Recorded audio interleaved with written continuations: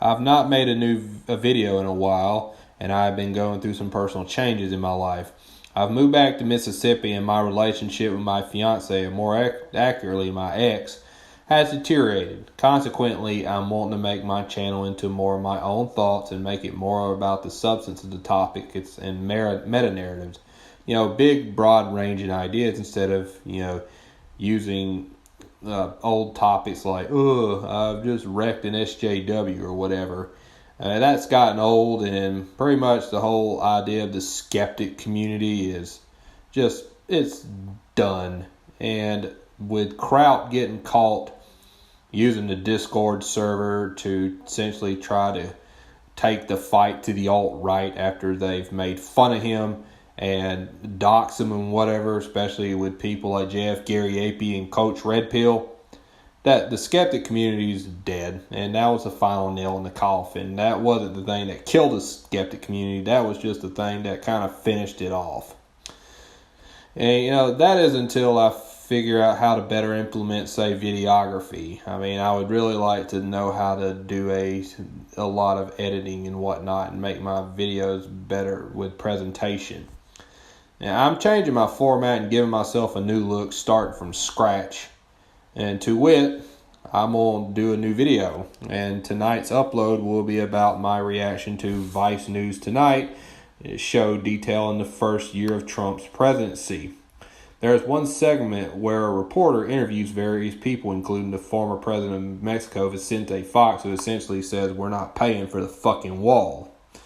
And workers at Carrier and Rexnord factories in Indianapolis. That was a huge political move Trump did right after he became president-elect, where supposedly he saved many jobs, but it come to find out he saved far fewer jobs than people thought, and Rexnord ended up moving all of its work to Mexico any fucking ways. And all these focus groups dealt with were whites that voted for Donald Trump. Normally, I'd criticize Vice for their far-left leanings, but it was a bit more balanced because it included voices from a more conservative part of the political spectrum, along with the liberals. There are a lot of truths said in these focus groups and in the interviews.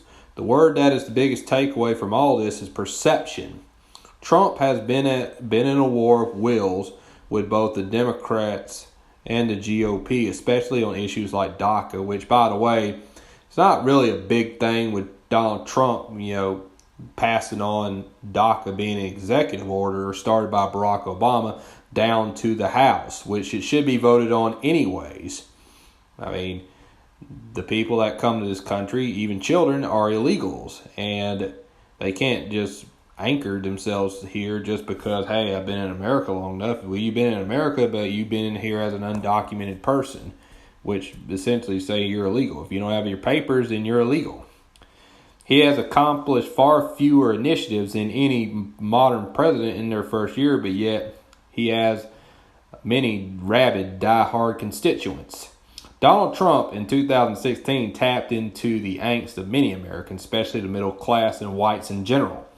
Several of the people in the focus group did not want to say it, but essentially one of their fears is the growing immigrant population becoming the majority of this nation. This is not a totally unfounded fear. It's not really the result of skin color, but because of culture. Democrats are naive to think that bringing hordes of people from another part of the world will not change the values and politics of the host country.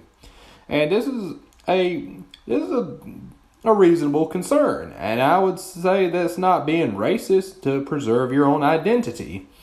Black people in this country, they're allowed to have their own separate culture, and so are Hispanics and Asians. They're allowed to have their own separate and distinct cultures, but yet white people are not allowed to have their own separate and distinct culture. Otherwise, they're being non-inclusive and they're being racist. If they only paid attention, then liberals will realize what's going on in Europe and places like Sweden, which, by the way, liberals gave Trump a lot of shit about saying last night in Sweden, when this has been going on since 2006, is the demographic replacement of Europeans.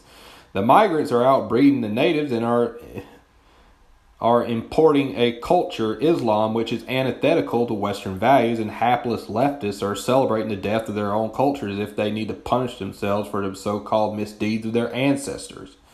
Also, why is it a bad thing for a society to protect its culture, values, and basically its borders? Plus, Donald Trump appeals to his base by his unabashed and apologetic style. They like the fact that he speaks his mind and stands up to anyone that pisses him off, instead of just constantly cucking and apologizing to world leaders of being afraid to offend them. His populist message resonated because it gave those, especially in the Rust Belt, left behind Obama's recovery, hope because he had their best interests at heart. And keep in mind, these 4 states, Wisconsin, Michigan, Pennsylvania, and Ohio, were states that Hillary did not campaign real hard in. She stayed primarily in her echo chambers in New York City and in the West Coast. Blue states, deep blue states that were safe, that weren't going to flip to Trump. But strangely, though, in the Northeast, Maine came close to flipping to Trump, and even a leftist paradise, which has been the home of politicians like Howard Dean and Bernie Sanders, Vermont came close to going to Trump. It wasn't that big of a margin that Hillary won Vermont. Lastly, the episode ends with Chuck Schumer wishfully thinking that the Democrats were going to turn the tide in the midterms because of Democrats winning major elections in Alabama, Virginia, and New Jersey. Keep in mind, Virginia is a state that has went to the Democrats for the past 3 years, and you have a lot of Yankee transplants moving to Virginia and pretty much changing the culture in that state from being a southern state to being more of a middle-of-the-road northern state. Very liberal place. And New Jersey is a deep blue state, and Chris Christie was more along the lines a Democrat, but yet disguising as a Republican. He was essentially a rhino. He was a big government rhino, and his governorship was an anomaly in the state of New Jersey, another deep blue state. And Doug Jones barely beat Roy Moore, even though he outspent him many times over. And Roy Moore was an accused child rapist and accused sexual assaulter and just a guy who lined his pockets during his whole political career. I mean, he beat him by 1%. And one of the only reasons Doug Jones won is because of the fact that a lot of the black votes were mobilized, and it was the key in swinging the election to Doug Jones' favor. This is not some bellwether in politics here. This is not a harbinger of things to come. Projections even dictate right now that the Republicans will maintain both chambers. There are some key midterms like in Arizona, Missouri, and Florida, all red states, but ultimately they'll probably go to Republicans, especially in Florida, where the last presidential election saw Florida flipping to Trump.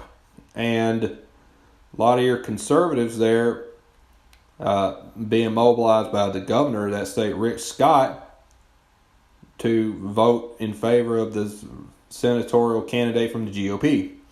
Also, the person in charge of the focus group is saying that the Republicans are split. I agree with that, but Trump is in the White House and he can reshape the GOP in his own image. But at the same time, for now, politically, Trump has to appease libertarians, evangelo-cons, and neocons.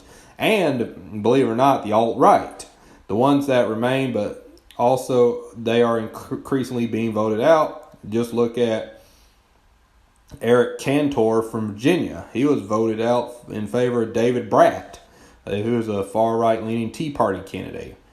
And because of the fact that the perception of them being conservatives, because they're more about their own interests instead of representing the populist message of the people, like Mitch McConnell and Lindsey Graham. At the time, they failed to mention the divide in the Democrats amongst the neoliberal Clintonians, the unionists like Jim Webb, and leftists like Bernie Sanders within the party. The Democrats are increasingly delving into identity politics. They have the challenge of still not only being a minority party, but also not having a unifying leader to coalesce around. As long as the Democrats openly shit on white people, they will continue being on the outside looking in. These are my thoughts. What do you think?